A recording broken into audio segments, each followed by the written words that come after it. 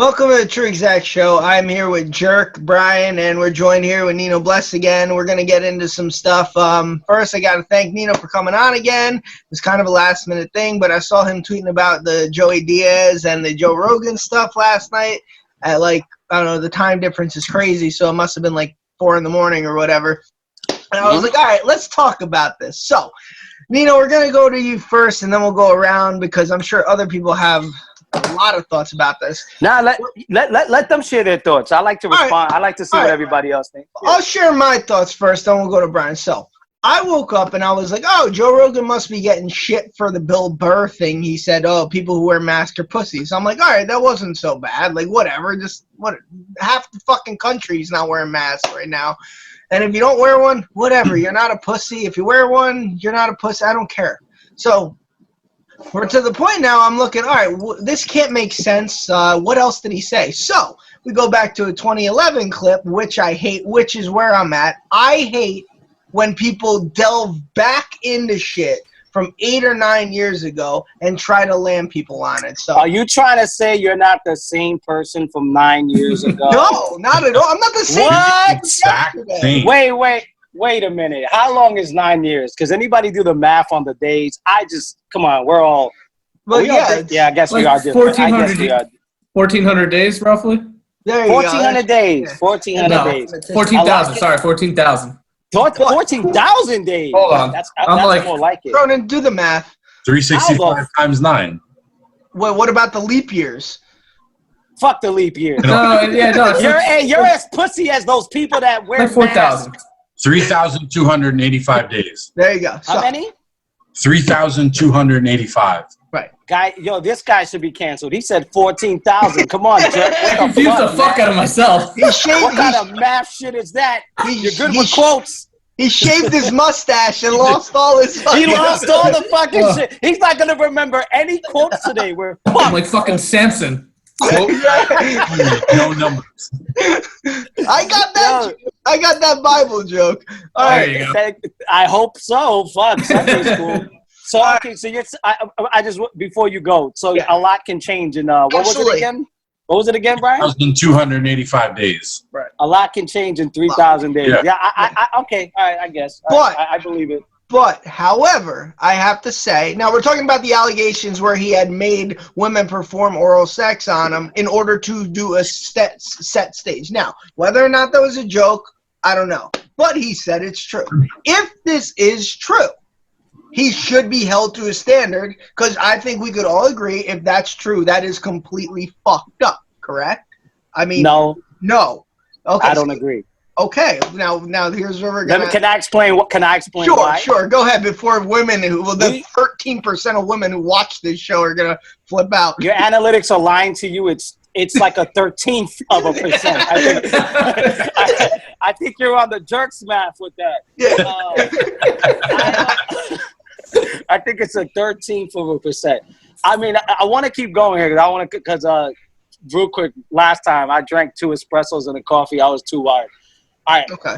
I want you to go forward. First, you said the word allegations. That's there's no allegations. This is a story Joey Diaz told. And just for the record, I've heard Joey Diaz tell about 12,000 stories. Yeah. Right. I believe 12% of them, and that's real math. Yeah. I just think he sensationalizes. I don't think he ate 12 edibles. I think it feels like it. You know what I mean? You guys ever seen the Louis show? Yep. Yeah. You remember that scene that he thought all this shit happened in like a day and it was like 2 minutes because he was so high?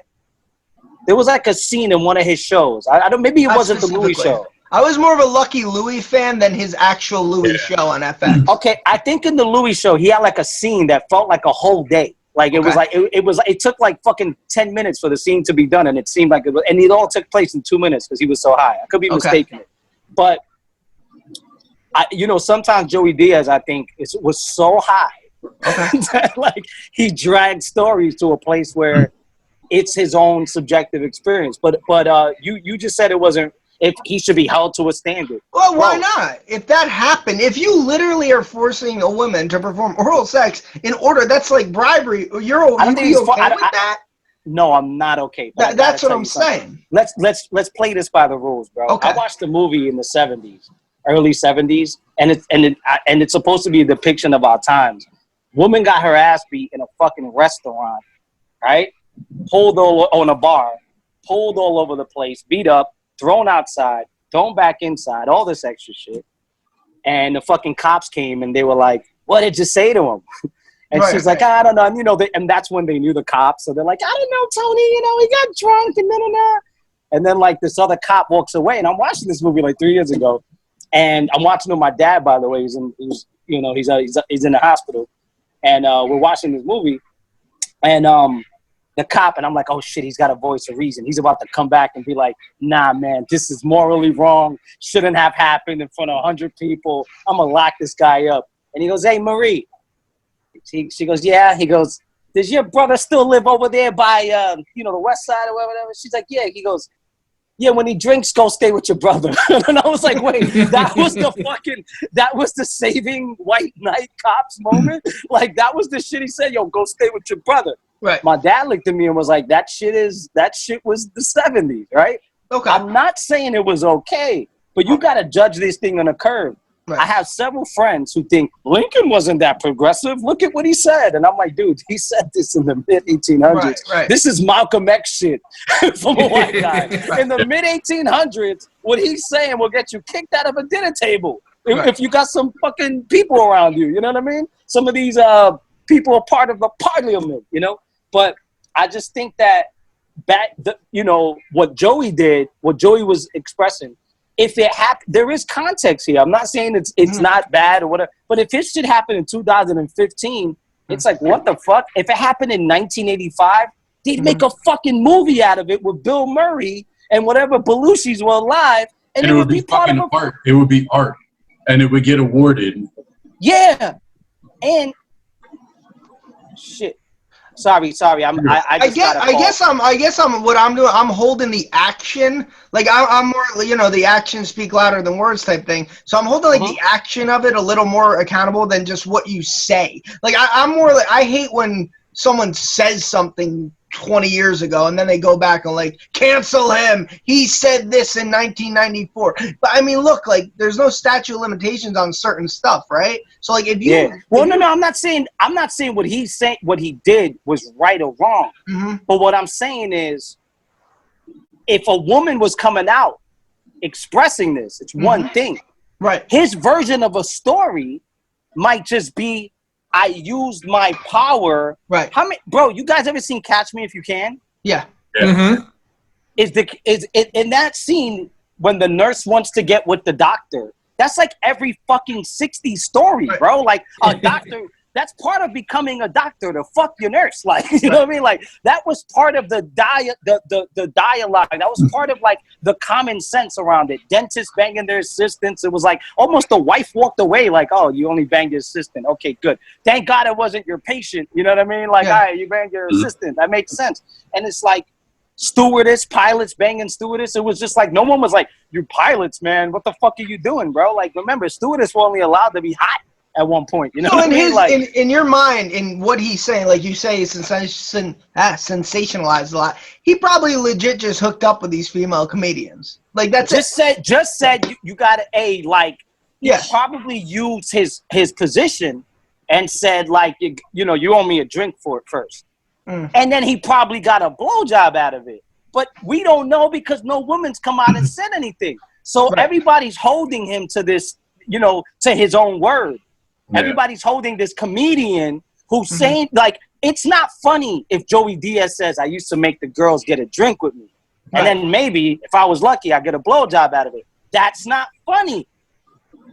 That's not funny. You gotta remember, too, that he's a comedian. And if you listen to his podcast and you've seen his stand-up, he embellishes so much.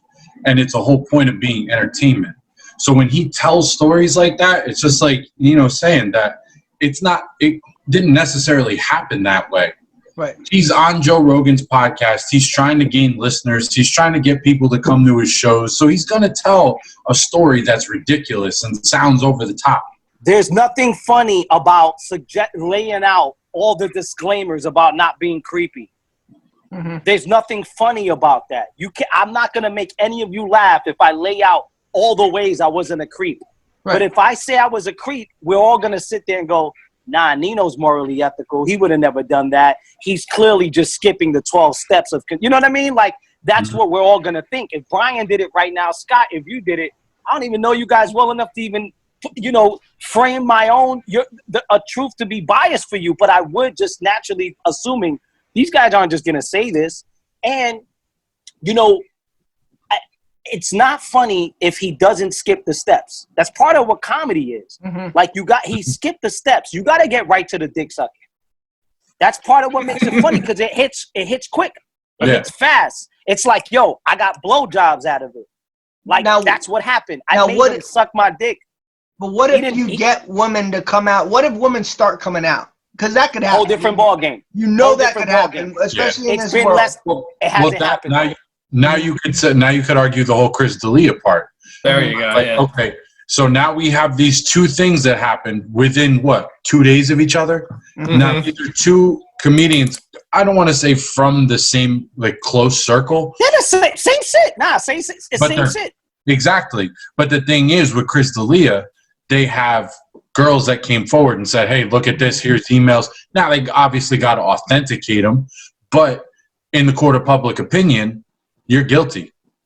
Yeah. You have somebody that came forward. With the Joey Diaz thing, you just have he said it himself. Yeah, you have a video of him talking about it. I want to clarify. When I say, I just want to clarify when I say, I could hear people now, fucking snowflake, fucking libtard or whatever. But I just want to clarify. Do I think raping is good? No, Scott. No.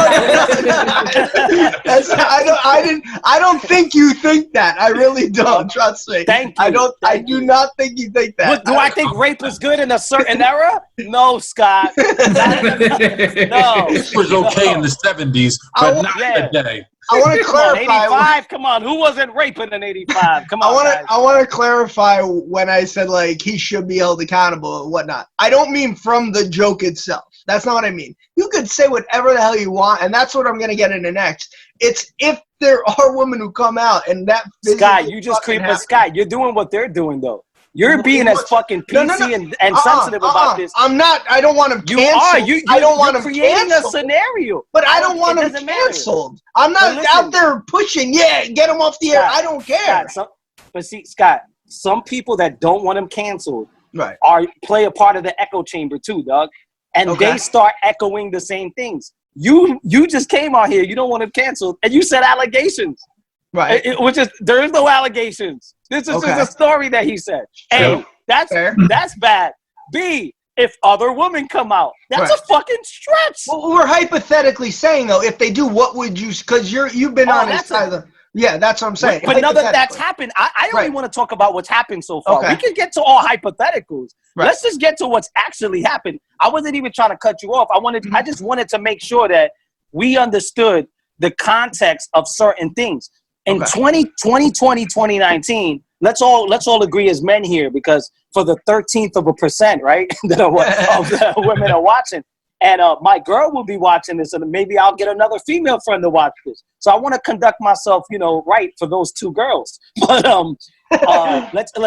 let's all lay this out. We all understand that culturally, as men, things can be said differently 20 years ago than now. Am I right? Right. Yeah. Mm-hmm. All right. Okay.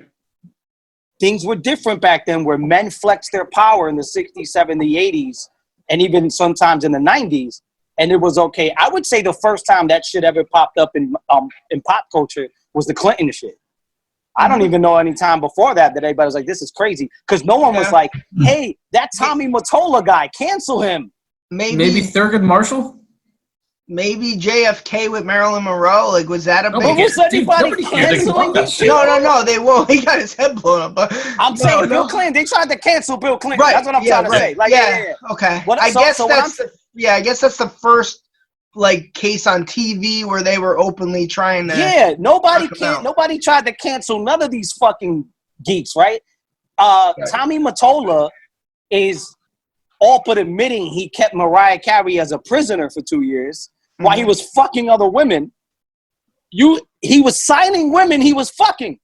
Literally, like, yo, you got a record deal, 17, 18-year-old girl. Well, I'm married, and then I'm good. He was grooming teenage women to fuck him. Right. And he maintained a high-level industry position, right?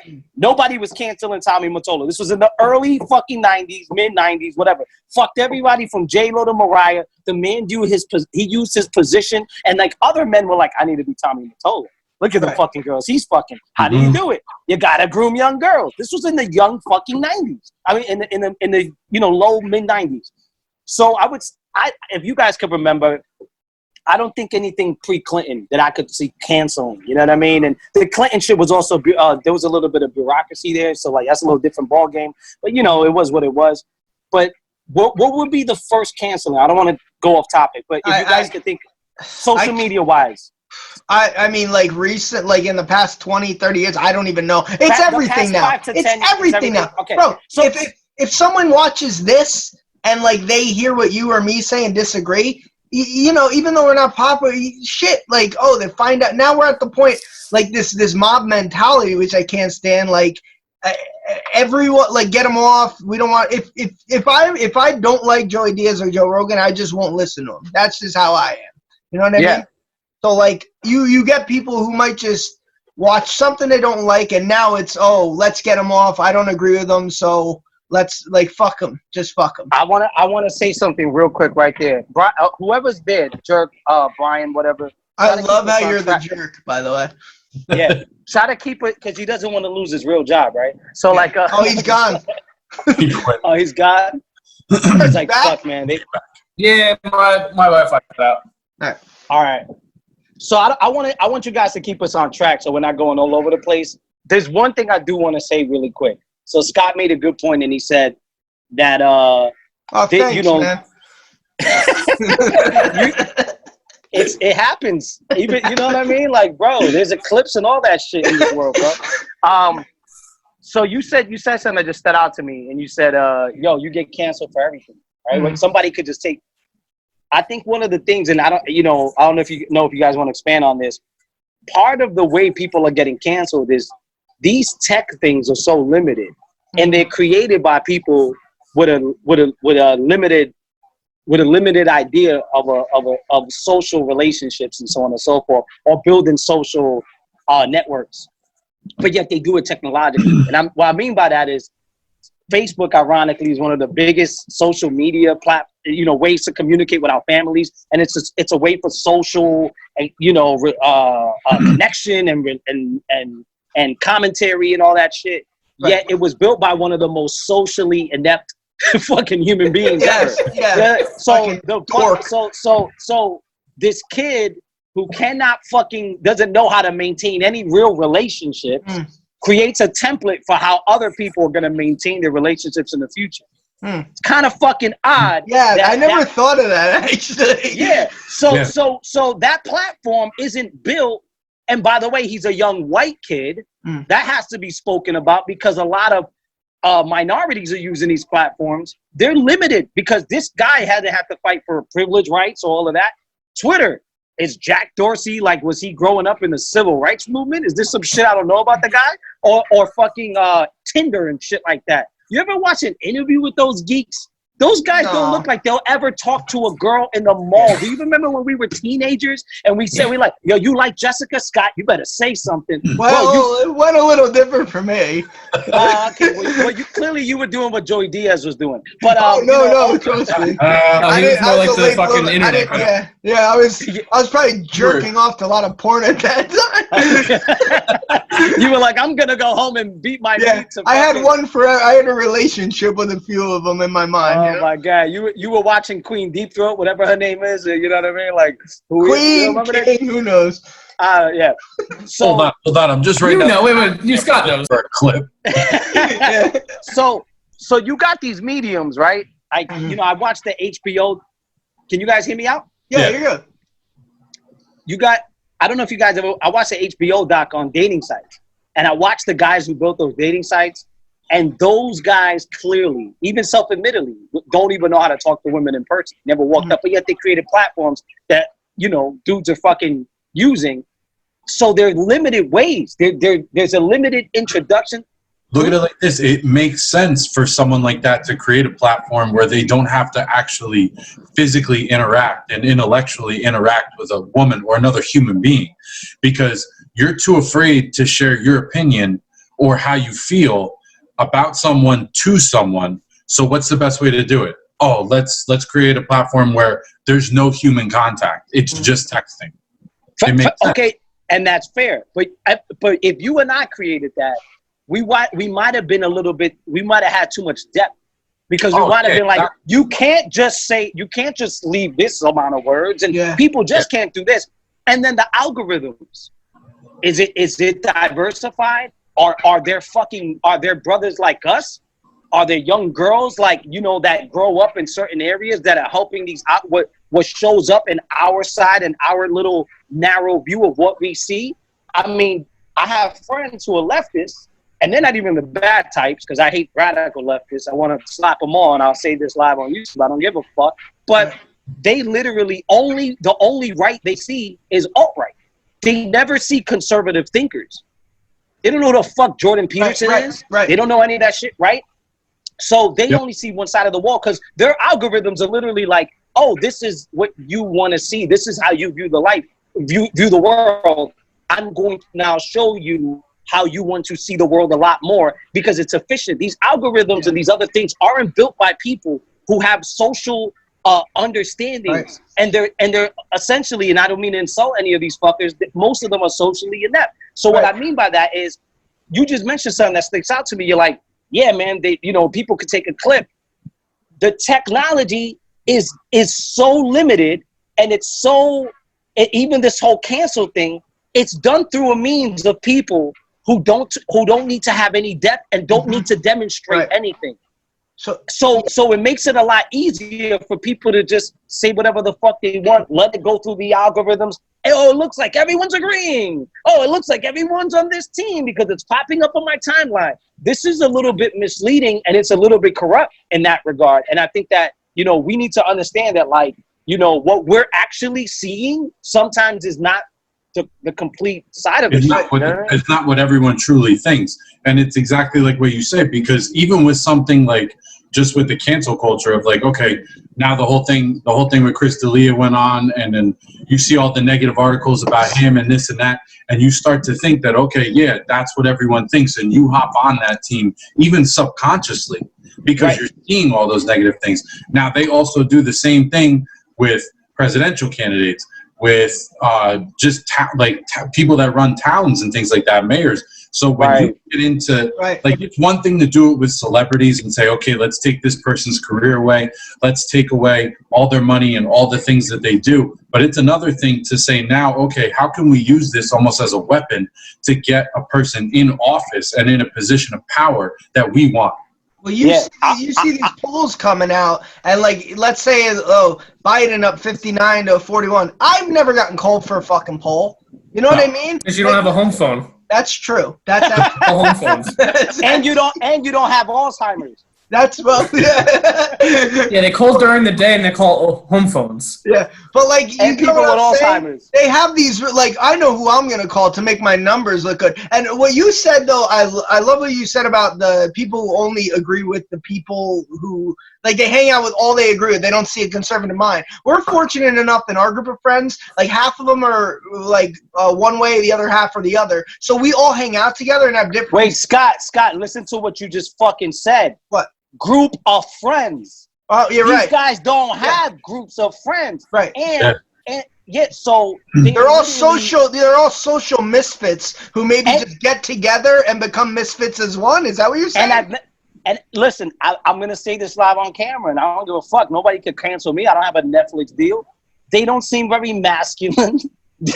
They don't seem very manly to me. These guys don't look like they've ever fucking lost a meaningful sports game in their childhood. They look like they all quit soccer after the ball hit their face. You know what I mean? Like, these guys look like they give you those vibes, bro. Yeah. And it's like, I'm wondering if this is an attack on masculinity, like the nerds strike back through that sense, and also attack on fucking ideology. It's almost a get back on a lot of shit, because it's like, this seems very This seems Silicon Valley-ish. This doesn't seem user-based. This seems very tech.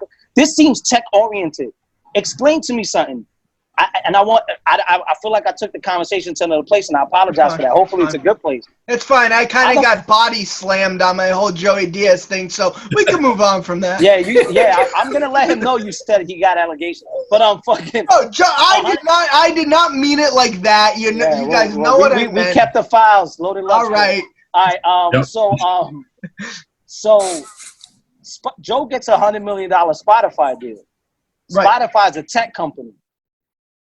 By the time that shit's been announced, they're already going at pot. They're trying to comedy's being attacked now. Comedians are being attacked, and it's being politicized, all of that. They're going after masculine men, bro. Like Chris D'Elia is the most feminine, masculine guy ever. But it's so weird, right? He comes off so feminine, but he just has this masculinity. He has a masculine presence. To the tech world, he's like The Rock. You know what I mean? To us, he's like the nerdy guy who might get dirty in a football game with us. You know what I mean? We're like Chris. I might throw him the ball on 3rd and 4, maybe. On 1st and D. Maybe he'll get Hey, go! It's like the Bill. It's like wow, this is going full circle. It's like the Bill Cosby skit. That came up. Remember when he just says he says you just go long. It's that one friend. Got you. He seems like the guy you might throw him the pass like on 1st down and then let's see Chris to catch it. But Chris, but what I'm saying is even that is more like you put Chris D'Elia in a room full of those guys. He's the alpha. Mm-hmm. Those guys can't out-talk him. They're not sharper than him. They can't get girls in person. If those guys brought their girls in a bar, Chris D'Elia will walk home with them and do all the shit Joey Diaz was saying he was doing in the video. And, well, actually, they wouldn't be allowed in the bar, according to. They wouldn't walk into the bar unless it was a fucking webcam bar. But like, these are the people who are creating the platforms that people are using to cancel. And I find it so convenient, utterly commodious that I'm using words that fucking they're going after these type of men, and they're going after free thinking, freedom of speech shit. They've been doing freedom of speech shit, right? So they're not going after like, and I like the guy as a comedian. They're not going after like the Chris Gethards of the world. No, right? No, not at all. But what's the fat guy? What's the fat boy that does his fucking podcast with his wife? That Bill Burr was like annihilating him. Bert Kreischer? Yeah, Tom Segura. No, not Tom Segura, Bert Kreischer. He's another one. He's real geeky fat dude that does it with his wife, and he also reviews all these old videos and shit. I think it's called like the HD something podcast. It's like it has like a name, Hi-Fi or some shit like, and he hosts it with his wife. You guys don't know? Bill Burr annihilated the guy for like an hour, but he's this really soft, kind of seemingly harmless kind of dude with a skinny foreign wife. They look very like polite and agreeable on many things, and they just kind of they comment on things. They're not criticizing things. They don't have good outside viewpoints. The shit that's being attacked, look at these people that are being attacked. These are all people that have these traits. That shit seems it seems weird. And here's the thing. I read a book called End of America by Naomi Wolf. Great book. And Scott, read a book for fucking when they make a movie of it, I'll watch it. When they put it in net. Oh, you know what, Scott? I watch it when it's in Netflix suggestions and it's number 1 in the world. That's when I gotta watch this. That's not true. I didn't like the Outer Banks. I thought it was shit. This always turns into shitting on me. I hate this. Because it's the best target. Yeah, you are the easy target. Because that's the algorithm when we're on here. I know. I even have my face on my sweater. I mean, like, we're algorithm. That's why you're getting shit on. Like, that's the main reason. Do you want this? Ollie, do you want one of these? Scott, drink your beer. Just drink your beer. You're just staring at it. It's getting warm. You're gonna drink warm beer, bro. This isn't an episode of Cheers, bro. Nino, I got 4 of them lined up because I need to mentally fucking prepare when you're on. And that's the best way to do it. You should have drank kombucha. But yeah, so I just find it And look, I'm gonna shut the fuck up. I'll let you guys talk. I don't want to out talk everybody. I watched the last one. I was like, fuck, I didn't let these guys talk. but yeah, I just find it odd that they're going. It seems like it looks like these same kind of individuals for same reasons. And I'll just quote this. I'll just say this real quick outside the source. Naomi Wolf in End of America, she said it bothers her when people say, "Well, I'm not a terrorist. I don't care if they're surveilling me." It's still your private thoughts. Right. It's still your way you think. It's the way you express yourself. And what I feel that it's doing to the comedy world and to the independent podcasting thinkers who don't need my network. Chris lost the show. Chris lost a few things. Chris didn't have acting work. Podcasting kind of helped Chris build this shit up. And the Netflix shit, Theo's just risen through that world.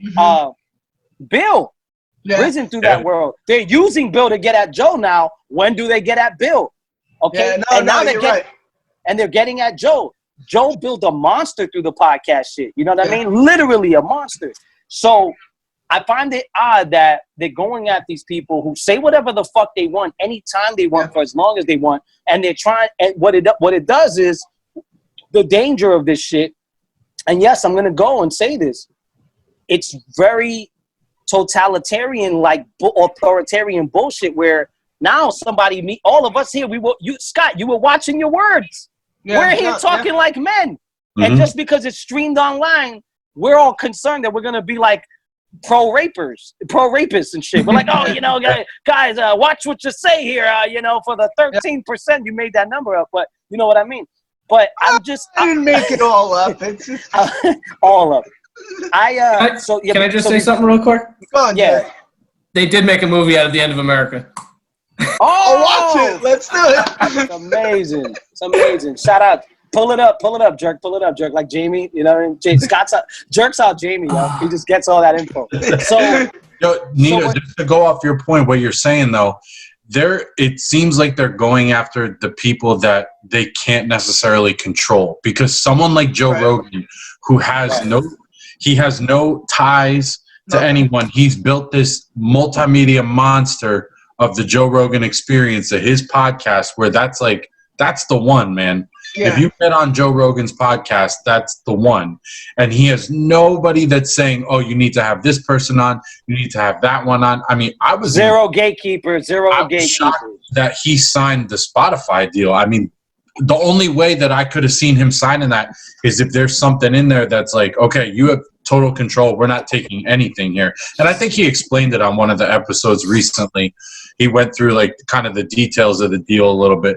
But it's like Nino's saying, they're going after these guys who they can't control, because all the other people that they've tried to cancel, they go after, are people they can control because they know they'll shut the fuck up. Once they say, we're going to take your movie, we're going to take your money, we're going to take everything. They go, oh, okay, listen, I'm so sorry. I'm so sorry about all that I did. I'll never do it again. I'll be good. This is listen, guys, I don't even know if it's that conspiratorial. If anybody knows how algorithms work, this is the tech world trying to attack masculinity and trying to attack free speech and you can't say what the fuck it is you want. You want to create a fake account and be anonymous, and you want to manipulate dialogue. That's good because you figured it out through the tech, through the virtual space. But in the social world, you're not gonna get away with out talking us, out this, out that. And Joe wasn't the most friendliest with Jack Dorsey. And when he had him on there, Jack didn't look too good. The CEO from Twitter. They looked pretty bad. He looked bad the first time. Second time didn't look so much better. And he brought his lawyer up there, and Tim Cook was scorching him for like 45 minutes to the point where he made the fucking lawyer. I want everyone here to recognize what happened, because this happened on a Joe Rogan podcast. Tim Cook, little beanie head conservative, got a lawyer and the CEO of Twitter to admit they were biased. Yeah. That shit was crazy. He got them to admit you'll delete people who say this who are on left, but you won't delete people on the right. But if they're the left, it's okay if they say this. Yeah. They can attack Israel, but they can't say this. How are you? So you chose your side. They're not saying which side is right or wrong. They're saying just admit to us you chose a side. Yeah. And they admitted they had a liberal bias on a fucking podcast that got downloaded by hundreds of people. And that's dangerous. That's real dangerous. real dangerous. Yeah. And I think this is I'm from the streets. So if you came back with a black eye, I'm gonna be like, what you do last week? Because why you got a black eye this week? And when you tell me you made fun of dude's dribble, I'm gonna be like, he punched him. You know what I'm saying? Why'd you punch him? That guy's the guy you should, in front of people, that guy snuffed you. Oh, you said what? In front of the girl he likes? That's the guy that punched you. We all could piece together the story. What just happened, yo? This is not random. This ain't some guy going in the roof and shooting at a president. This ain't some random act like how they try to describe it. No, there was more to that story. There's more to this story. This is an attack from the tech world. And I'm glad you wanted to talk about this. And I don't think I saw this conversation coming, but I'm watching this shit play out. And I'm like, this is some conglomerate. And how does one girl, by the way, Reddit pieced this together, shout out to them.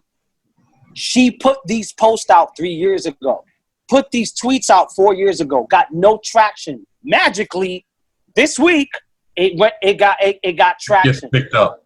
But you bring up a good... all of a sudden, a couple days later, the Rogan and Joey things coming out. There's momentum by who? It ain't random users, yo. This is all algorithmically set up. This is an attack, yo. And some of these fucking people, I don't know who the fuck they are. They don't look like real people to me. You know, the girl that outed Chris, has she been proven to be a real human being? Has anyone proven that's the person who she is on Twitter? We don't have no verification if she's a real person, if it's not a dude from India. Yeah.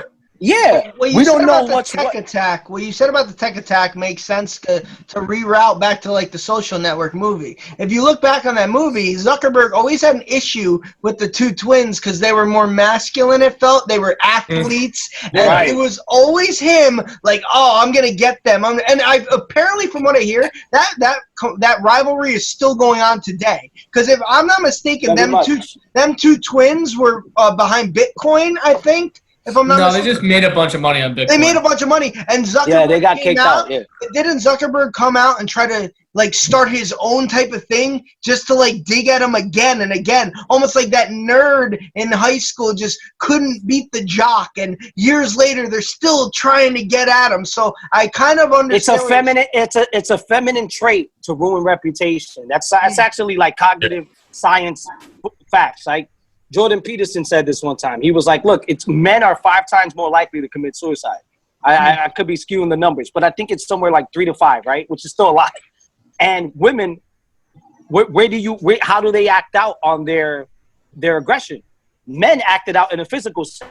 Correct. So women aren't aggressive? Sure they are. The hormones are going to lead. I've had 2 ex-girlfriends break cell phones, bro. I've never broken any of their cell phones. Yeah. So they're acting out aggression, right? So, well, we logically think, wait, these are expensive. I'm not breaking this. Like, you know? Yeah. I gotta buy another one. Or just we're just like, I gotta get out the house before I grab her because it's just embedded in our neurophysiology. Our neurophysiology is wired to stop the fucking the attack, right? And how do you stop it? You confront it head on, right? And we're just natural bulls. And I mean, all of us here have walked away from some sort of confrontation a couple times. You know what I mean? Yeah. And many times, we stopped it in a much more logical way where naturally we're like, should I? No, let me stop that, right? And that's kind of what, you want to have, right? I just think that it's a feminine trait. Women, how they act out, is they ruin reputation. They gossip. They do this. They do that. Their way of aggression is trying to end you in a certain way. This is feminine. I don't care how anyone takes that. This is a feminine approach. Men do not go on fucking campaigns, the masculine men in my life, on straight up campaigns and do this shit with all this manipulation. This is some skinny guys fucking, shit that don't leave the fucking house and never is scared to lift 30 pounds. This is some weird fucking antisocial shit of like, this is how I'm going to ruin them because I'll never confront them head on. And they're confronting the men of men's, bro. Well, especially Joe. That's part of the reason I hate Twitter and stuff. The fact that I don't have a lot of followers and nobody cares about me. But the second part is it allowed, and I've said this before, it allowed twerps to have a voice without repercussion. You know what I mean? Some fucking guy who would never confront you face to face is 3,000 miles away, and they have no problem behind a keyboard talking shit about your family, you know, things like that. But if you got them in a room face to face, they wouldn't admit that they said it, and they'd cower in a fucking corner. That's my biggest issue with social media. I'm sure you've dealt with it too. I'm sure you. No, my biggest issue is anonymous. I don't like the fact that you can hide and in some virtual exile, but still send messages directly. That's some real fucking rat shit to me. And you know what? That's even crazier, like in itself, if you really think about it. Like you already have, like, what degree of separation is that when somebody we're talking through computer, right? So if I write a message, like let's say we put this YouTube video up, and then I go on, I create an account, and I put it as Brian, whatever, and I go on there and I just comment, this show sucks, I think Scott's gay, right? And so no, but hear me out. So I write that, right? Even though now there's no physical connection there, I'm not coming to Scott's face and saying, hey, I don't like what you're doing, right? So we still have that separation, but now you're adding another layer of separation because you're creating a fake account and you're not even putting a name on it. So you, like, that's a double type of. You do any? Yo, it's almost like if you had an. It's almost like if you were in a highway, and your car was invisible. You could fucking you could honk at them, throw them shit. Let's say your car made you invisible, and you never. No, I didn't see the license plate. I didn't see anything. You know, like in a car, we all essentially we're completely attached we're literally operating under a machine. We're subservient to that machine. We can do whatever we want. We think we're braking. How many of us have hit the brake and go, whoa, why is my car not paying attention? Your car is a fucking machine. It doesn't need to be it's not going to react on your foot. You know what I mean? But it's human ego for us to think these things are just going to be instantly responsive, right? But the thing is it makes sense that these things are guiding us. We think it's us, but it's not really us. We're just fucking holding our hands and our feet, like we're just literally doing this and we're moving. We're not doing shit. You know what I mean? Like my brother always says, you're not really driving. You're just you're putting your foot down. You know what I'm saying? Like, yeah. When do you think? Sorry, go on. You know, hold on. No. So in a car, motherfucker, what are you doing? No. There's no attachment. The machine's operating for us, so we're just a voice piece. You know what I mean? Right. But same lady cuts you off in the supermarket in the fucking shopping cart. What do you do? It's okay. Oh no, that's fine. Punch her in the face. Okay. Oh, sorry. No. How many of us have been cut off in the supermarket with a cart, almost bumped or whatever, and you're understanding of it because you know you got stressed, I got stressed, and also I'm right next to you. It's a lot easier to snipe you from 200 feet away. Now let me go shoot you with a handgun 10 feet away. That's harder. That soldiers will tell you it's more easier to snipe 200 feet. Yeah, it's more personal. It's easy to fucking be in Wyoming and press some buttons and let some drones go off. I'm on a computer. I don't even know what's dying. You know what I mean? That's easy. I don't have to answer for nothing. But when you got to step up and you got to take a gun and shoot the person in the head directly, that's a lot more difficult. Now you got to stab them. That's a lot more difficult. Now you don't got a weapon. Now I got to come. What about if you got to choke them? Yeah. What about if your both hands are free and you got to take them out? Yeah. You don't know. Now it's a gamble. So like there's no gamble. There's no confrontation. There's no verbal exchange of can I win with this? You know why? Jack Dorsey couldn't beat Rogan. He sat right across from his table. He couldn't beat him. And these guys can't.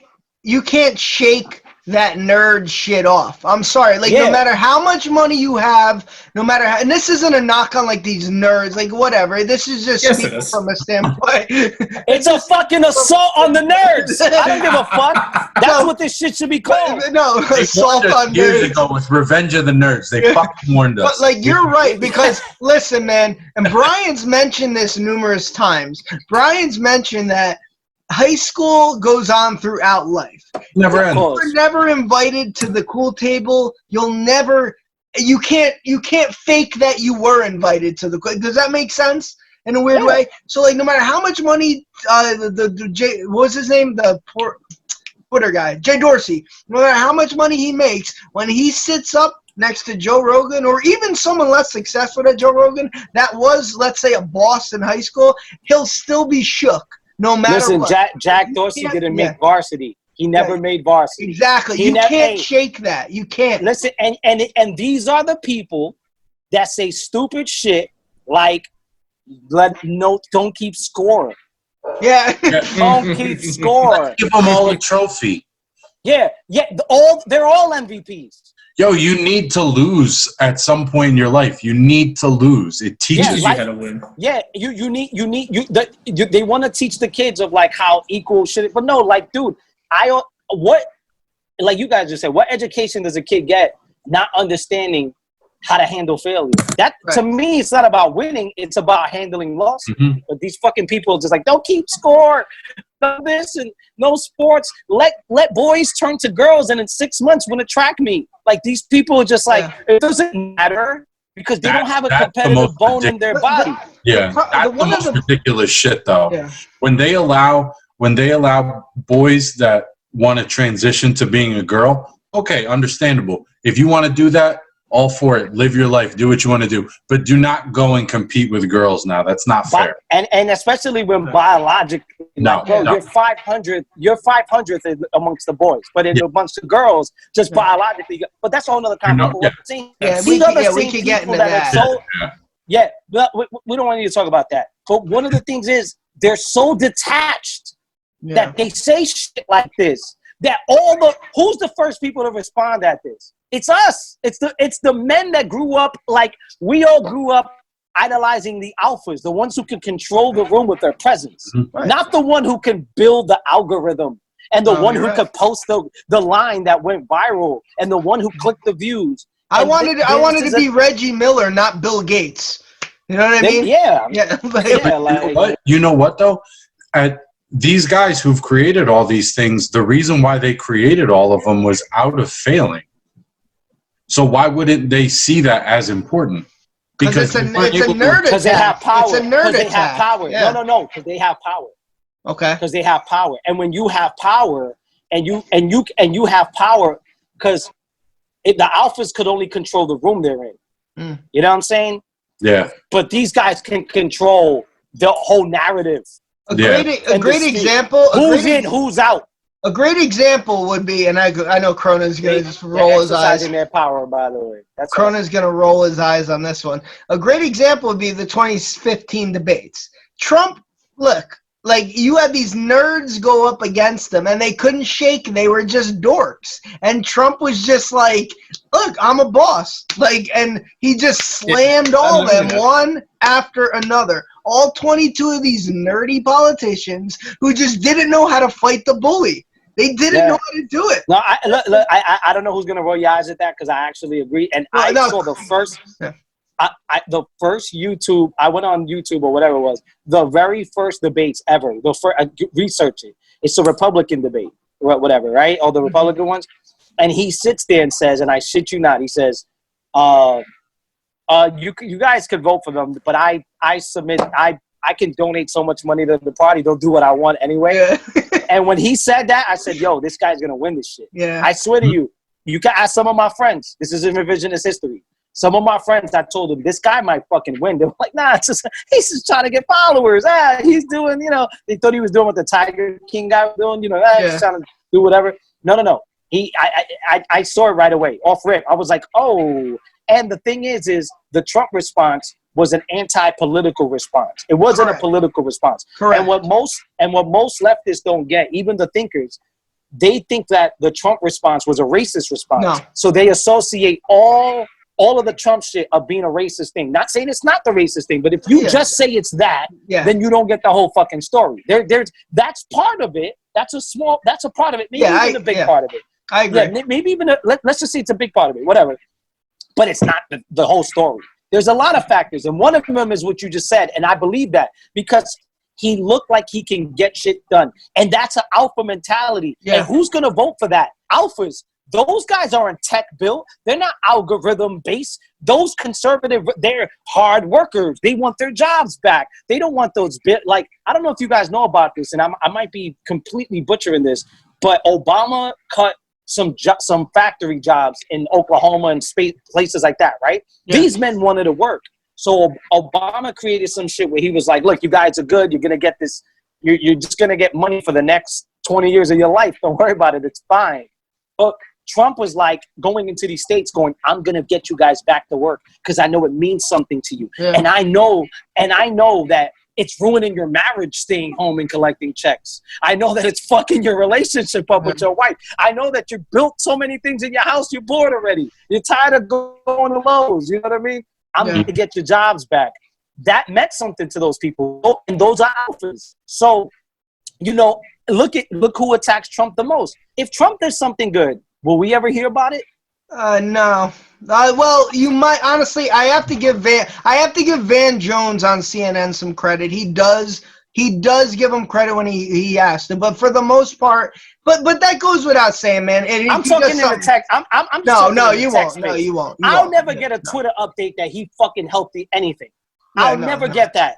Yeah. I think so. I do think that I'm not sitting here defending Trump. Yeah. I'm just saying. It's attack on all masculinity, all alphas. Well, it's all alphas being attacked. Show me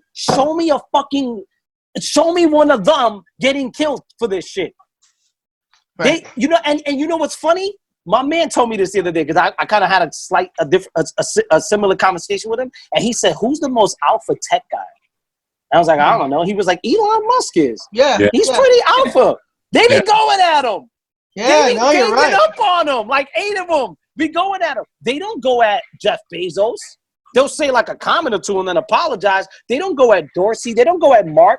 They have their own little shit, but it's never like what they do towards alphas. So I'm not trying to create a narrative or whatever. I'm just saying this is something that I feel like is in the air just based on the commonalities between the people that keep being targeted. You know, it's not even with just that or politics or what we're saying with comedians.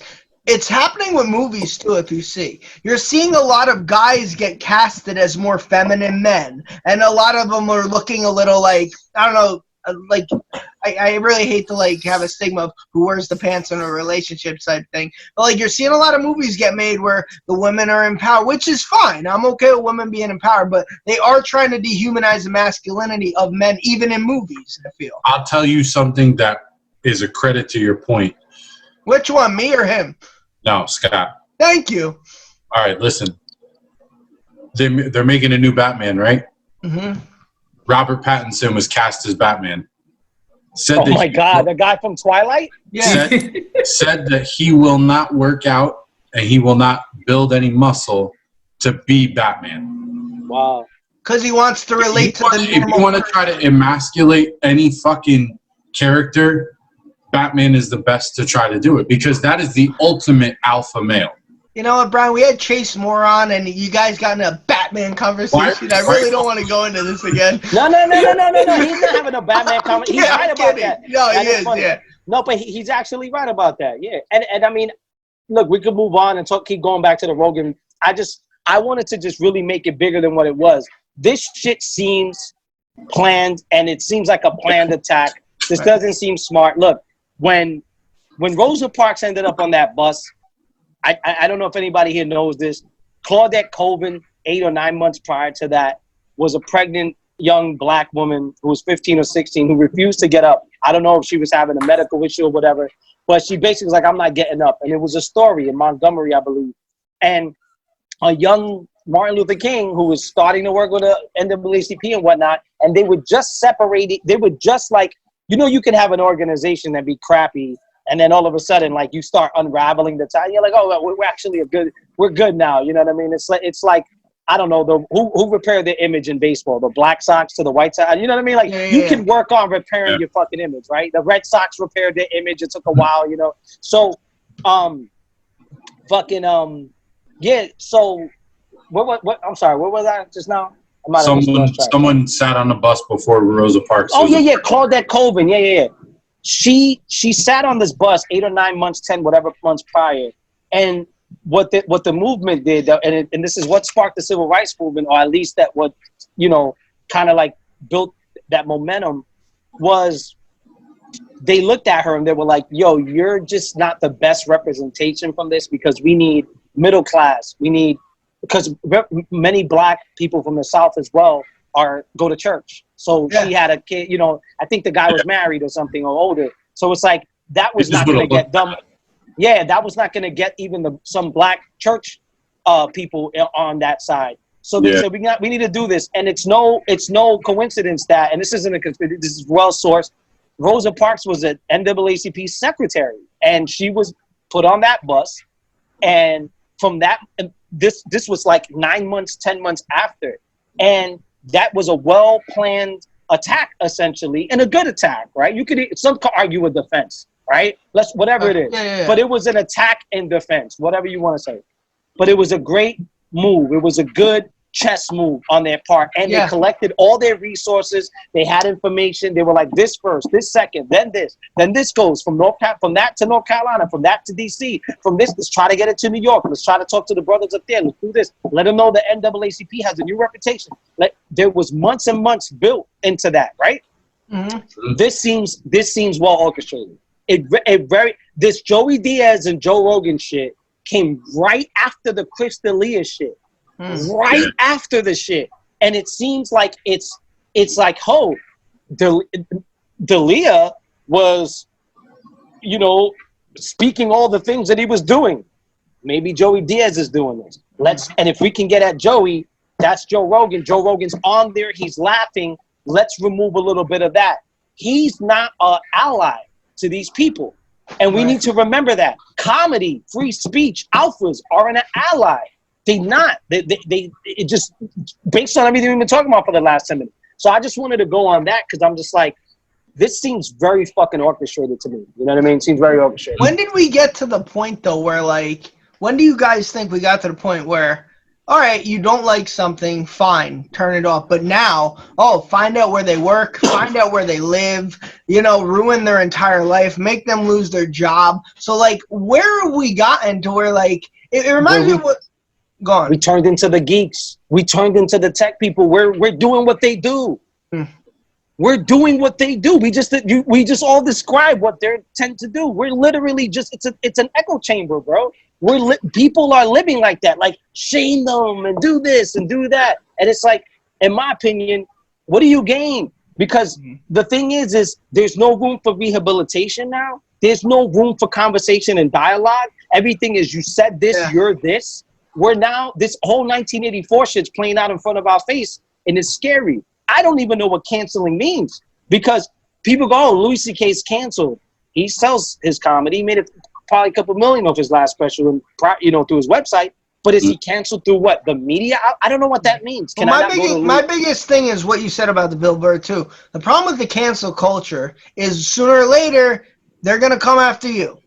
So you better stick to your fucking guns, because like you said, you're going to get these people who, he said this thing, but you know, one day they're going to go back and you might have said something 13 or 14 years ago. Now you're fucked. Now you're in the position of pleading for your job when you were the one attacking the person to lose his, right? Yeah. Well, there's nothing learned.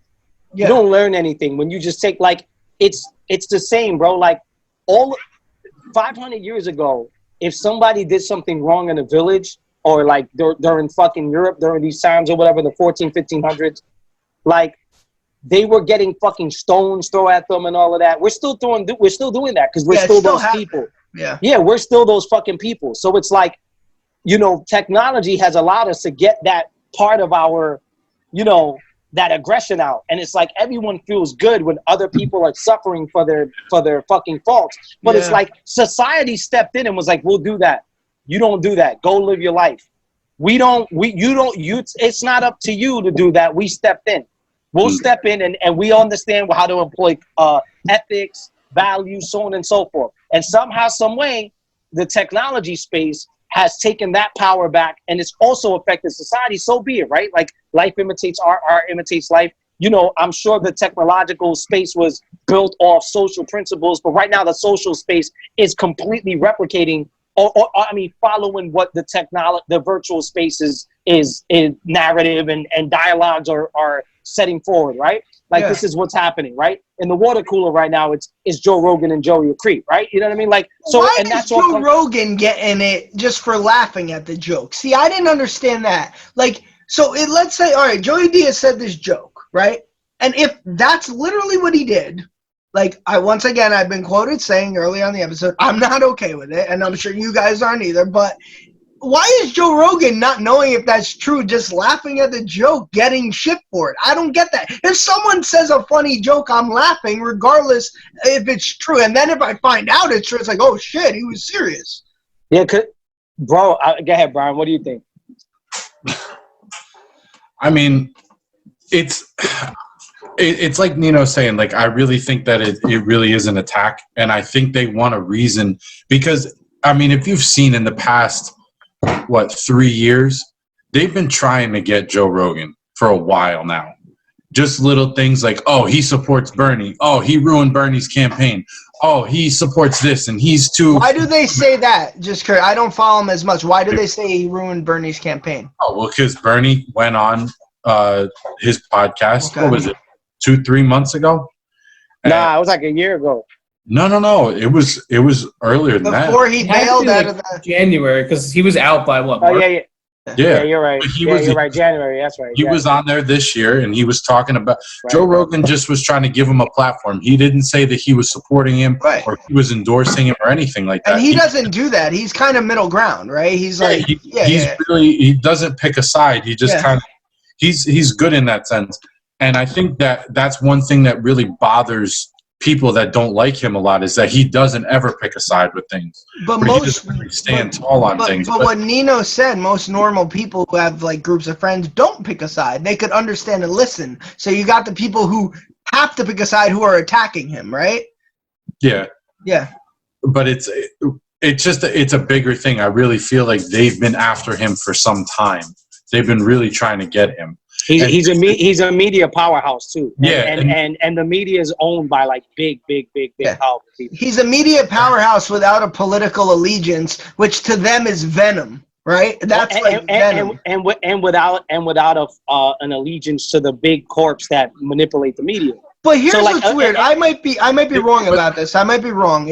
So what you said about the radical left and radical right? It seems like if he says stuff about the left, the radical left is quick to jump on him. If he says stuff, right? Go on. Not I don't think it's political. Nothing political? Okay. No, I don't think it's political. I think that's just I could use anything I can to get somebody. I think that's you use whatever you can, right? Right. So our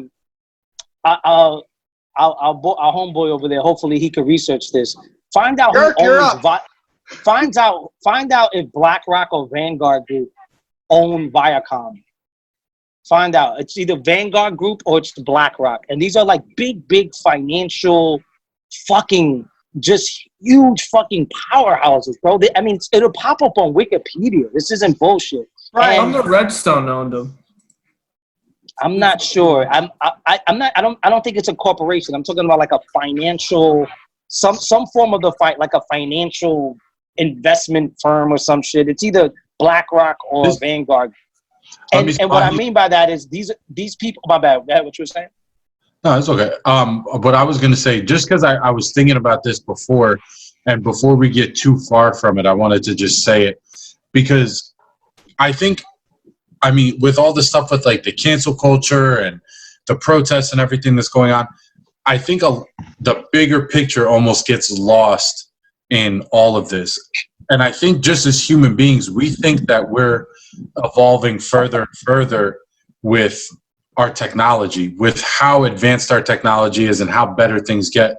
But it's almost, if you really think about it, socially and intellectually, the more we further in technology, the more we devolve in those fields. We talked about this the last podcast we had.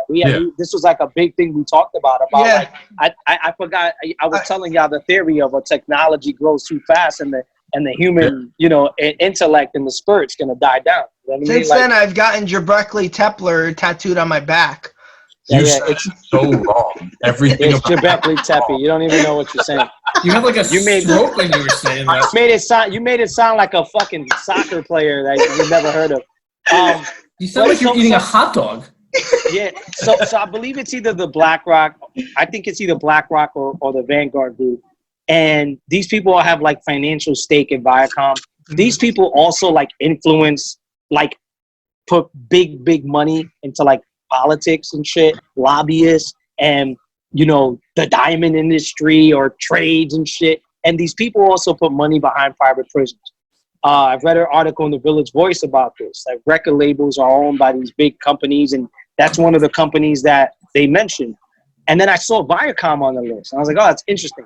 Joe has no stake in any of these big. He doesn't own pieces of private prison. In a private prison, he's not influencing government. He's not taking a side. So it's not human beings like us that are upset he doesn't take a side. It's these huge financial players and these huge people who want to influence politics and policies. And the problem is he's letting all sides be heard.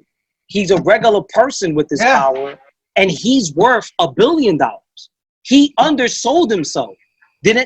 How much stock did Spotify go up when he signed that deal? I want to say it went up almost $1 billion or over $1 billion. Jerk, get to typing. Yeah. And please find out if it's BlackRock or Vanguard that runs Viacom. Everything I'm seeing, dude, on Viacom, it's just the one family, the Redstone family. Can you just search BlackRock and the Vanguard Group and see their connections to Viacom? Maybe do it that way. So after just by the way, after Rogan signed, Spotify stock went up 10%. Okay, and what was that though? It doesn't say. It doesn't give. I'm looking. It's way worth more. It's worth way more than they paid him. Oh yeah, absolutely. I think they paid him. It was 5 or also bought for. It was $100 million. Yeah. They paid him $100 million. That's the word out there. But what I'm saying is the stock went up way more than what they paid him. So his value, and maybe he's getting more monetization that we don't know about. So he's probably gonna still make out what what he's trying to make. But what I'm saying is he's $1 billion man. Like his brain, his voice. I mean, he could attach about him.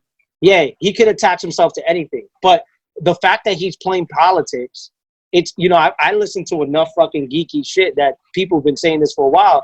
He's gonna get got because he's playing. He's got Alex Jones on there, it's like he's playing a game where like he's bigger than CNN. He's as big as Fox.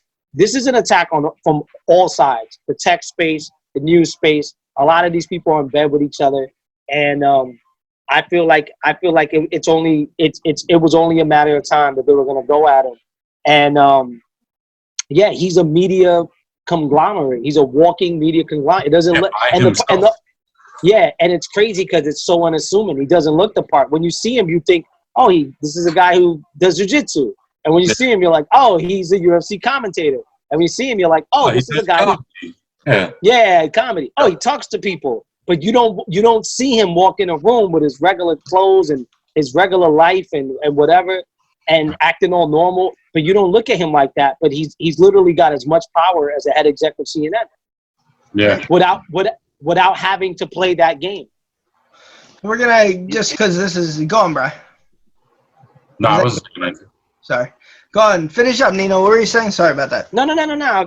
I'm pretty much. I'm just saying. Like I think that's a big deal here. Like I think he's damaging a lot of. What did you say? One last topic I want to get into before we wrap it up, and don't you think that this is happening a little too much? Like with the Me Too movement, like obviously I think these movements are good if they do draw attention because you're seeing certain women like, bro, when we were growing up, Ashley Judd, Rose McGowan, they were in everything. And then all of a sudden, like the Weinstein issue, it's like, what the fuck happened to these girls? She put out like Double Jeopardy and just disappeared.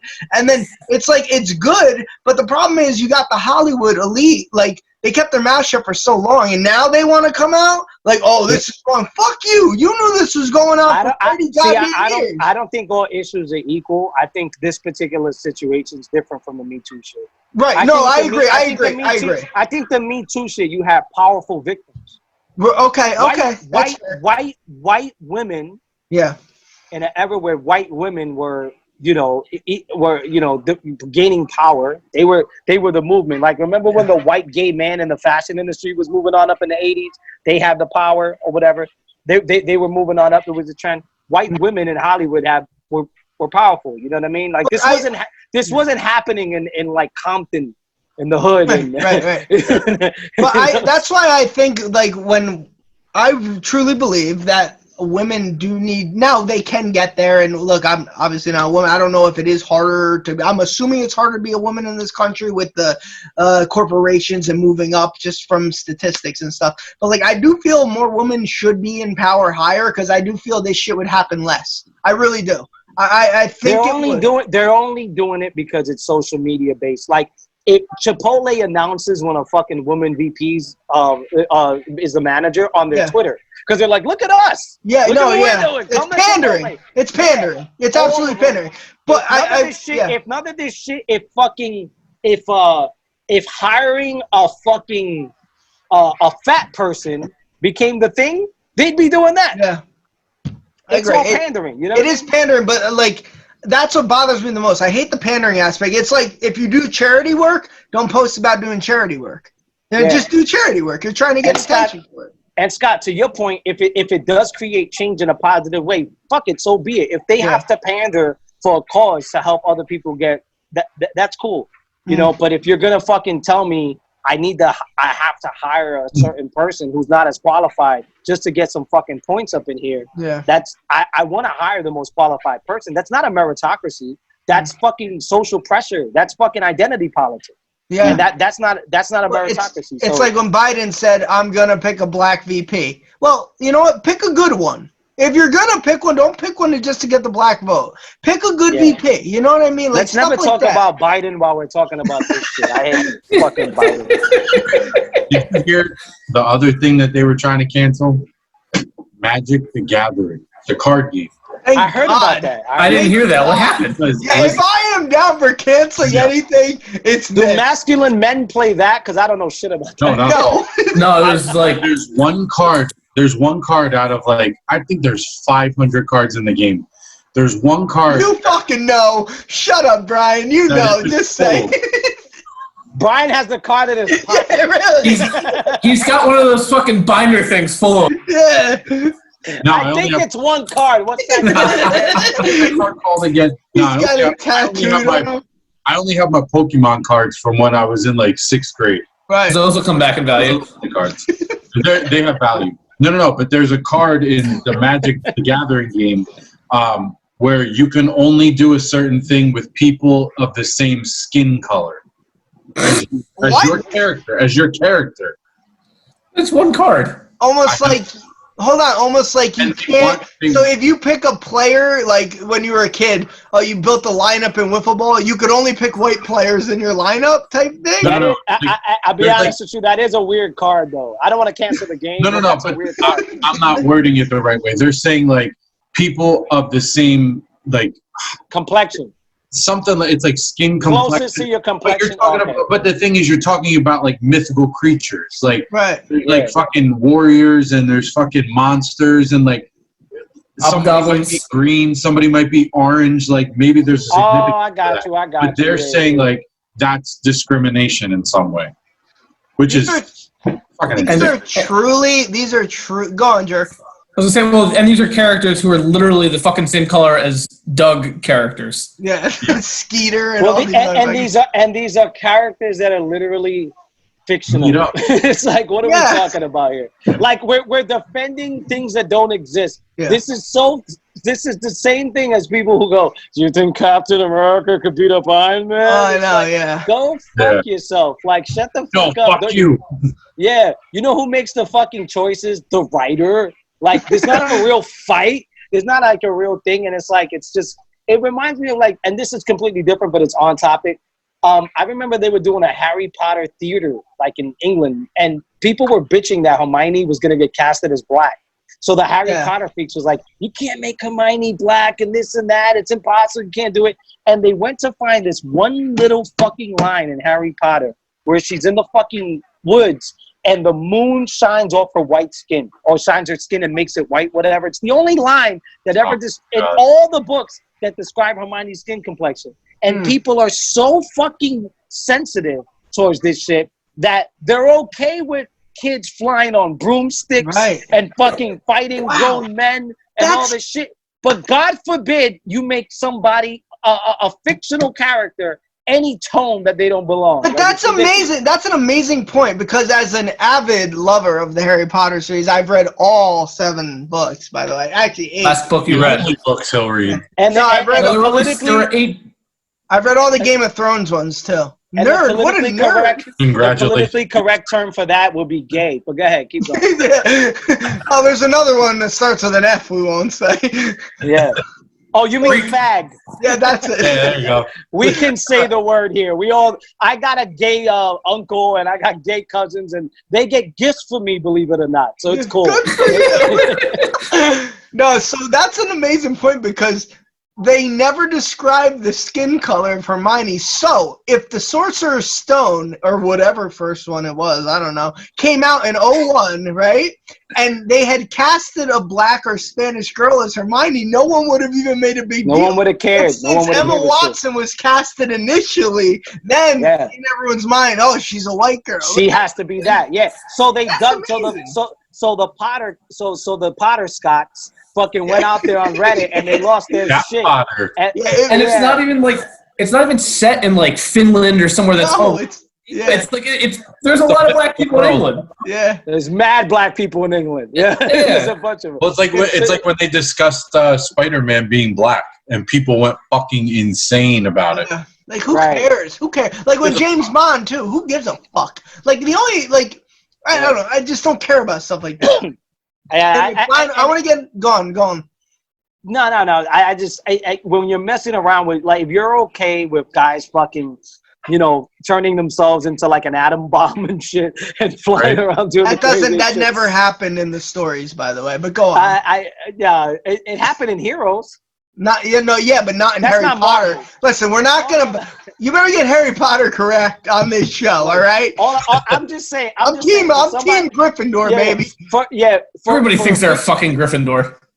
For real, for any fictional story to be told, it's like, people have a hard time finding, like, oh, we gotta do this and that. It's like, bro, like, if you're gonna accept the magic and the witchcraft and the fucking, the fictional bullshit, it's okay to accept that person's tone can be whatever. It's not like they're trying to cast. Yeah, someone. It's not. Yeah, I gotta say what you're saying. Oh, it's not like they're trying to cast. What was it, Julia Roberts as Harriet Tubman? Yeah. What the fuck was that? Did you hear that? They were trying to do that. It was some white woman. They tried to cast some white woman as Harriet Tubman. Yeah, that's a real person. It'd be different. It'd be different if, like, what's the guy that plays Creed? Michael B. Fox or whatever. What's his name? Michael B. Jordan. Michael B. Jordan. I don't fucking know his name. Michael J. Fox. If Michael B. Jordan was like, I should play Bruce Lee, like, it's like, yo, sit the fuck down, dude. Like, no. I want to get an Asian guy because I kind of know what Bruce Lee looks like. So kind of like, can you give me Bruce Lee's story the way it's intended? And also, it's disrespecting Bruce Lee's heritage. He's from fucking China, which is a real place, and it's a real fucking story. He had a Chinese mom and dad. Let's not insult that by just fucking doing whatever you want with a person's life. That's different. But if you're going to sit there and go, yo, Captain America's fucking, Asian, what? A white guy, Asian guy playing whatever. Captain America, how dare you? Yeah, how could you? Like, they built the railroads. Fuck, who cares? Not even that, but like, I would even be shocked if I was an actress and they were like, hey, True, do you want to play Black Panther? I'd be like, I don't think that's a good idea. I'd be like, that's not a good idea. You would look terrible in that costume. I would love to see Captain America native. That would be dope. Yeah, that'd be cool. That would be dope. I wouldn't blink at that shit. You know what I mean? Native America. I'd look better Captain Native America. Brian, I'd look better in the Catwoman costume than the Black Panther costume, probably. No. People would lose their shit. But people will lose their shit that a native has an American flag on it. People will lose their shit on that. All right, so we'll get to this before. I don't know, Brian. Do you have any gun to your head or no? Because I got it. No, What are we wrapping it up? Let's play a game. Let's play some game. Come on, I want to do final thoughts, though, first. So, all right, with this whole Diaz thing, what do you think? I know we went all over the place. This is why I have a lot of beers next to me when you're Can we go by complexion first? With what? With what? The answer has to be by complexion. Can we do that? I don't even know what that is. No, we'll go by best headwear. I have the best hat on. Cronin's got the best bandana. So, I mean, Cronin, you go first. What's your final thoughts with this Joey Diaz Rogan thing, how it's going to play out? So, I just want to start out. Vanguard owns 36 million shares of Viacom, but that's only 10%. That's only 10% of the business, but they're the biggest owners. That's a lot.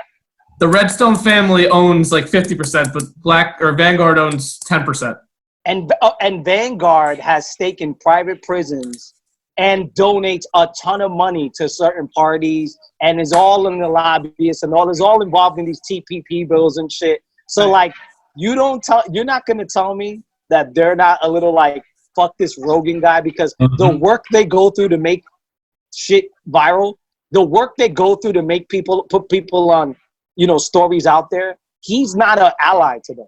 So it's like, I'm not saying that's the enemy, but I'm saying entities like that, how the fuck can one guy who grew up in Massachusetts, who fucking by chance did a stupid Fear Factor show he didn't think was gonna blow up, loves UFC, whatever, did a podcast from his fucking, we all saw the first couple episodes. That shit looks weird as shit the way they did it. Yeah. And now he's equally as powerful as some of the people like, these Vanguard guys. Right. He's in a room and they can't tell him shit. Also, he has as big as a voice as all of them, and he can get it out in 10 seconds. That's scary. That's scary. Personally, I think what's going to happen is in 2 days, something else will happen, and this will blow over, and no one will give a shit. That's my thing. Brian? Yeah, I agree with that. I think with the way everything goes, it's just fucking every single day is something new. You wake up, you just scroll on Facebook or on Twitter, and you're like, oh, okay, this happened. Well, this is the thing everyone's going to be fucking outraged about. Let me say this, though. Oh, boy. Real quick. Look, I'm not against everyone taking down the statues of people that had to do with slavery and that have wronged the African American community in some way. And, like, oh, okay, well, let's not have Confederate flags at NASCAR races anymore. But if you really, really want to eliminate something that slave owners created, you would eliminate the Constitution. If you really want to make change, if you really want to strike change in the country, stop taking down statues because they're just monuments to things and people don't give a fuck. If you really, really want to make a change, all of the guys that sat down and wrote that fucking Constitution were all slave owners. They were all white, rich slave owners. That's all I'll say about that. Conscience, Brian, look at that. So are you advocating that we just tear down the entire United States government? Yeah, a little deep. Did you just declare your allegiance to Antifa? Yeah, let me respond to that. I'll go on and I should be the guy that agrees with him because I rap about this. I disagree. I think that society has come in the Constitution, for what it's worth, has its good shit, and you got to judge it on a curve. What was normalized to those guys was normalized to those guys. I think they weren't playing identity politics. I think they were tribalists. They were playing tribalism, and I think that they were doing what they were doing, and obviously was all wrong.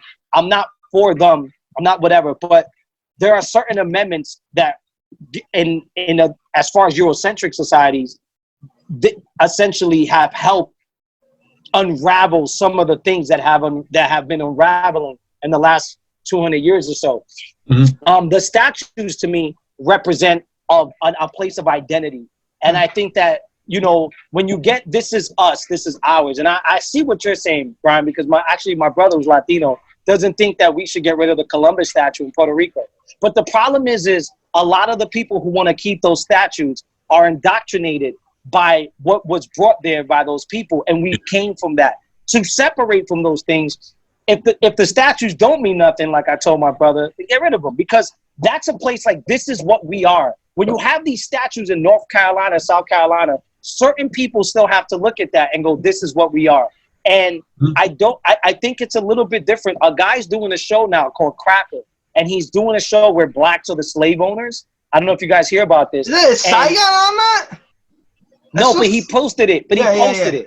And it's these black people are just going to treat white people like shit all day, whip them and all this shit. And it's like, it makes people uncomfortable when people see that. But it's like, we got to recognize what blacks and minorities have gone through in this country and go, they've had to open up these books and see that and eventually be desensitized. And it's like, well, that's part of your history. So just be glad you're not in chains. Just be glad, whatever. No, these things that represent a place, it's like, this is what we are. That's an identity. That's something that's being put there. And we're slightly detaching ourselves from religion, right? All these were religious-based states, religious-based caste systems that were like, oh, this is what it is. We're slightly detaching ourselves from even like the marriage institution. Most of my friends in their 30s, in the 80s would have been looked at as a retard. They would have been like, yo, you're retarded, bro. You're 30, not married? What the fuck's wrong with you? You don't have fucking kids? Now, we're slightly detaching ourselves from these institutional things and these things that, our grandparents lived by and so on and so forth. It's okay to detach ourselves from that type of thing was put there and started these institutions. Remember, the books were put in these libraries by certain people, by certain ideas. They looked up to these people. They looked up to these,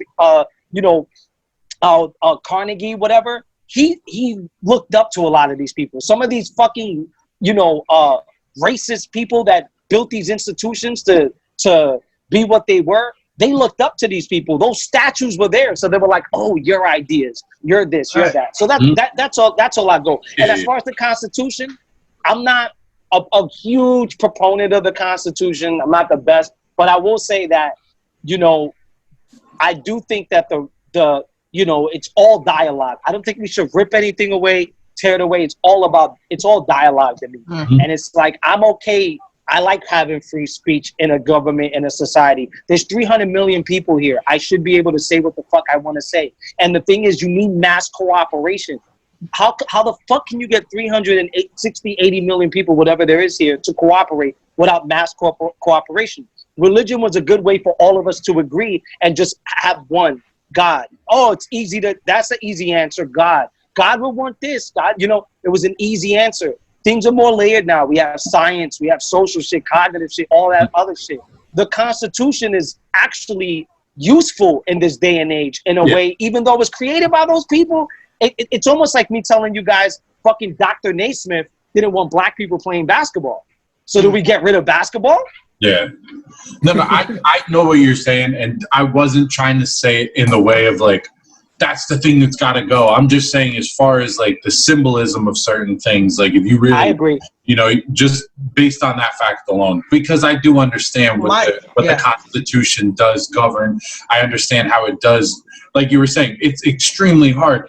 300, how many million people? You're not going to control every one of them with theology and idealistic stuff. And there has to be something on paper. There has to be something that people cannot question or determine to be wrong and say like, no, there is no God. I'll do whatever I want because I don't believe in God. And be persecuted for it. Yeah. So the thing is you the freedom of religion, the freedom of speech, the freedom of this, right to protect ourselves. Since they rebelled from the British or whatever you want to, I'm just speaking in broad terms, but they're just like, yo, a state can corrupt itself. So if we really want to create some form of democracy here, make sure that the citizens can arm themselves. Now, look, there's a lot of holes there. There's a lot of racism there. I'm not going to deny that. There's a lot of holes in racism. Whereas for a while, only landowners could vote. White slave landowners. Okay, so there's a lot of holes there. But there's a lot of things in society that have allowed for practical wisdom to enter it, just like in certain other forms of civilizations. And we've come to a place where these things are now being how should I say? I don't want to say unraveled, but they progressed, and we're unraveling some of the bad parts of it. We're opening that up now. Now it's really being looked at more. Yeah, we're adding a little bit of more morals and ethics into it, but we also have to be honest with our history. And the thing is if these institutions were embedded with these racist ideas, we have to detach ourselves with where those racist ideas came from. Well, that's my... Nino, I've actually mentioned this previously. We did a podcast with shout out to V Scripps out in LA. He was at the actual protests going on after the George Floyd death. Not the end of that, but like I've always said, like 7 years ago, back to like Joey Diaz. 7 years ago, I thought completely different, man. Like I was completely different thinking, and I used to be like, oh, why tear down these statues? This is bullshit. I was all about that side of it. And then Don Lemon said something like, and I don't agree with everything he says, but he said something along the lines of, picture a Jewish kid going to a Adolf Hitler high school.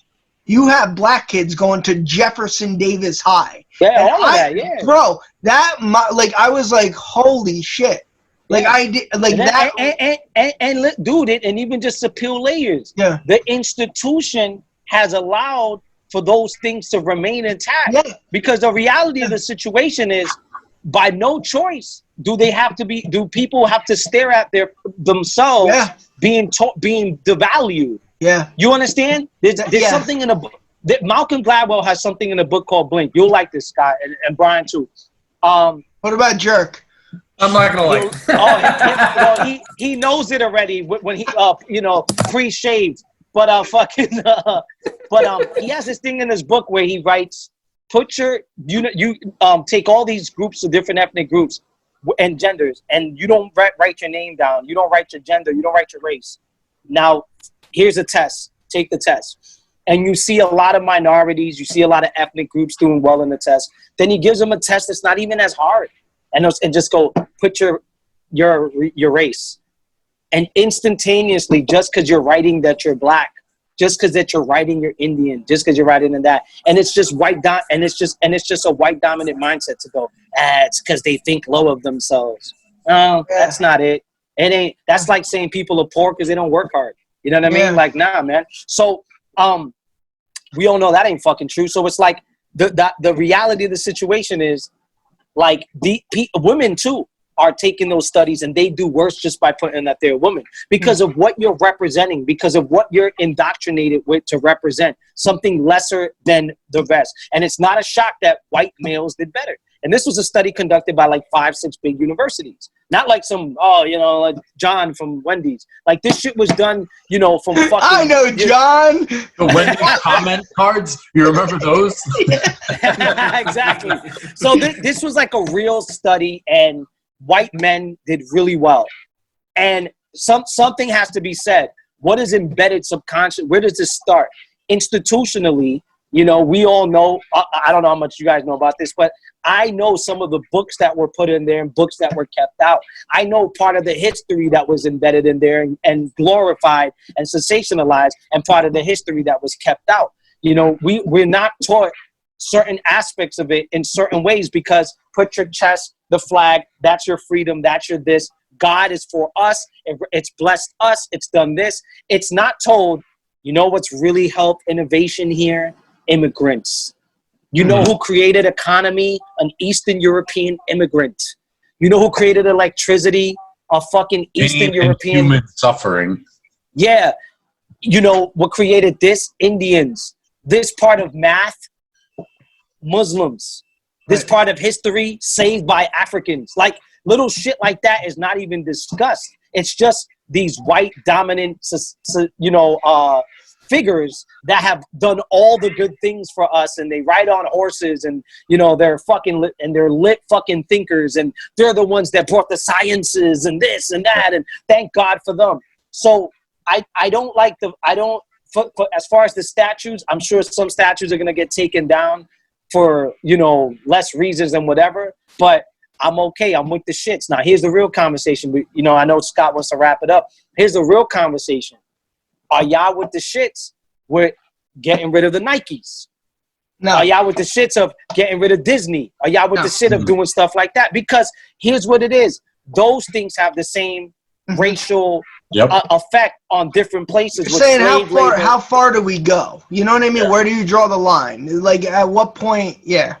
Or do you draw a line? How much are you really with it? Is what how much? It's easy to rip down a statue that's 100 years old, but is it easy to burn this? Hey, good example, Nino. Good example. Here's a great example. When the Uber executive a few years ago came out and said something about they donated to Trump's campaign, right? Everyone was like, get the Lyft, boycott Uber. Yet Dana White had a fight the next week. You think any one of them didn't order the fight, even though Dana White spoke at the national convention for the Republicans? No, it's a pick and choose mentality. That's all it is. It's I love UFC. But there's a difference slightly in a sense. I get what you're saying, but that's a different combo. But Dana's not fucking committing money and institutional fucking ideologies and things to suppress a race. He's letting Brazilians shine, you know. He's letting immigrants come in. He's trying to create a network, you know. Look at all the fucking famous guys in the UFC. John Jones, fucking Khabib Nurmagomedov, Conor McGregor. Where the fuck would they be if it wasn't for there's that? really what Americans are actually famous from UFC? Yeah, the bulk of them are. But to your point, it was like you're saying, the Nike thing. It's kind of a pick and choose. How far are you willing to go? And at what point are you willing to go? Yo, I'm out. I'm out on Nike. I want to wear. I'm out. I'm gonna start wearing. Yeah, this what kind of a douchebag would wear Nike on this show? But listen, what I'm saying is, if it was told, hey man, you should be proactive with this. And do you associate yourselves? Do we associate ourselves so much with a brand that brand is a part of us? Are we that logo centric? Like, are we that like, oh my God, this brand is so me. I can't let this brand go. I'm nostalgic to the brand. Maybe in high school. Maybe like when you're younger. Yeah, that's the next question, because it's like, how far are you with the shit? Because it's now people, it's now this, it's now that. Yeah. What happens when it's like, yo, you know, cancel fucking Disney with the Sambo cartoon? And this and that and all that. How far do you go to say, all right, this is your past, you own up to it, but you've done this, but how far do you go, okay, we just need to fucking start over here? Because like one of the things Brian said, and I know he said it like as to be extreme, but he was like, yo, tear away the Constitution. Are we going to start tearing away a lot of shit from scratch? If so, cool. We can all rebuild. And this is not America. This is not make America great again. This is rebuild a new America. Are we all down with the shits for our brothers and sisters and our other citizens to go, we'll fucking start from scratch. What are the sneakers? What are this? What are that? Let's do this. All right. What are we supporting? You know, are we down with it? Because I'm with the shits. Because my homegirl the other... I'd be all for tearing it down if the new shoe had my face on it as a logo. No. That hoodie's horrifying enough as it is. No. Because you know, brand new Scott Sevens. Yes.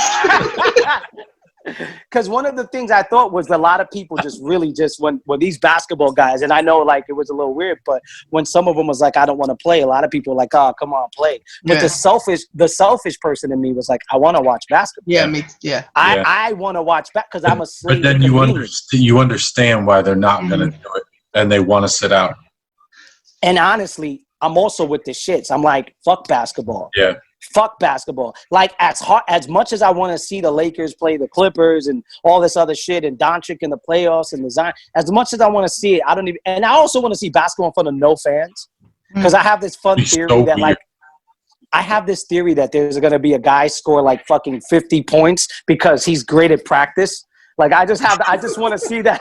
I want to see that theory come to be. I have a feeling that one of the guys suck in front of fans, and they're like, no fans. All of a sudden, like fucking Dinwiddie's gonna need the Nets to the championship. Like I have a feeling one of these guys with no fans is just like, oh, no one can boo me? Watch this. And it's going to score like 38 a game in the playoffs. Some dorky white guy on the bench who like only plays 6 minutes a game will fucking come in and... Bro, it might be even somebody we know, but they were just like, whoa, holy shit, who would have known that without fans? You know what I mean? Fucking, Conte, what's her name? KCP for the Lakers? Pope? Mm-hmm. Contavious Pope? Yeah. Who would have known that without fans, he's a 33-point scorer, dude? He's like better than Kyrie. Who would have known? Like, I just have a theory that I want to see play out. But I want to say that it's not scary, and it's to me, and it's okay, and it's a fight that I'm willing to fight.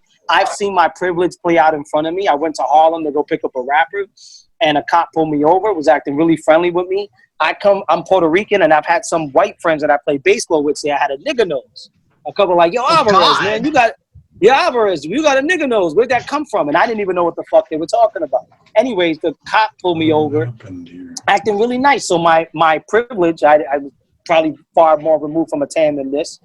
Cop was really nice to me, acting really cool, smiley, asking me how my day was even. It was really cool.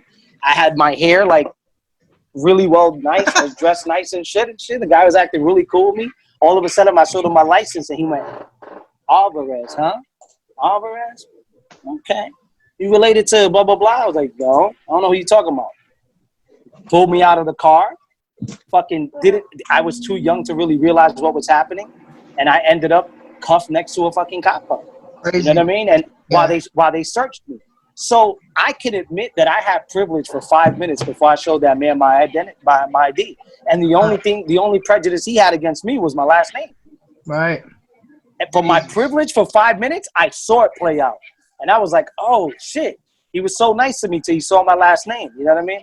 Right. And so I think it's important for us to go, hey man, I don't even know how these things play out. I don't know where my privilege is playing. I could sit here and talk all the shit I want all day. I don't see the hidden layers. It's like ego. You don't see your privilege play out. It's in the shadows, in the background. You know what I mean? It doesn't mean that you didn't earn your shit. It doesn't mean you didn't do anything.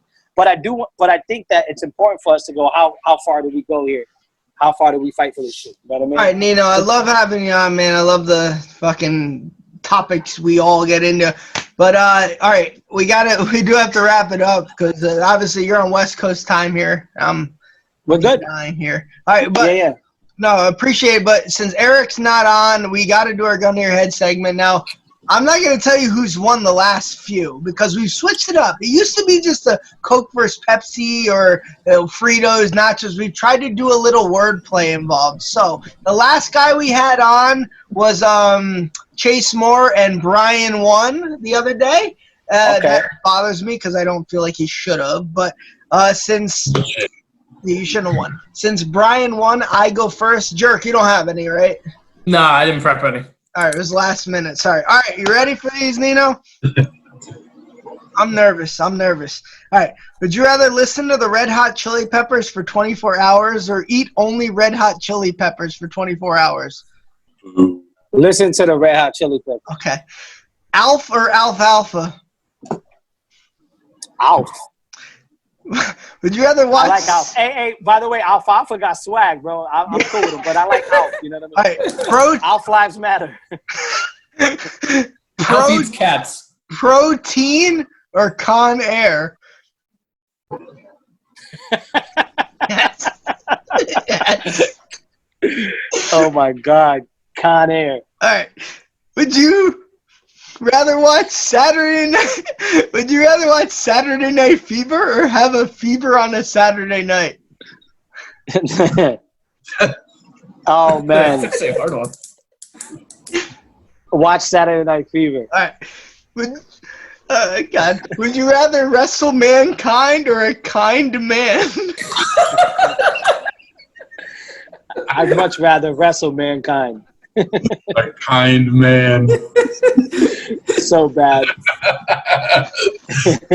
Go on, Brian. All right. Would you rather go outside in nothing but boxer briefs or briefly fight a boxer? Fucking go outside and nothing but boxer briefs. Not fighting no boxer. Would you rather take a shit in a urinal or go by the nickname Urine Al? I like both. Can I keep both of those? I would You shit go in with the both, urinal. whatever you want to do.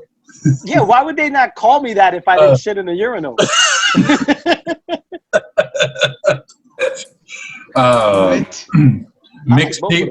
Mixtapes or Scotch tape? Mixtapes. My question: who the fuck would pick Scotch tape over mixtape? Stupid That's a one. Scott Who the question. fuck would pick that up? Now, Remember that one when you have to vote. This isn't one of mine, but it was a two-parter. Scotch tape or have Scott taped?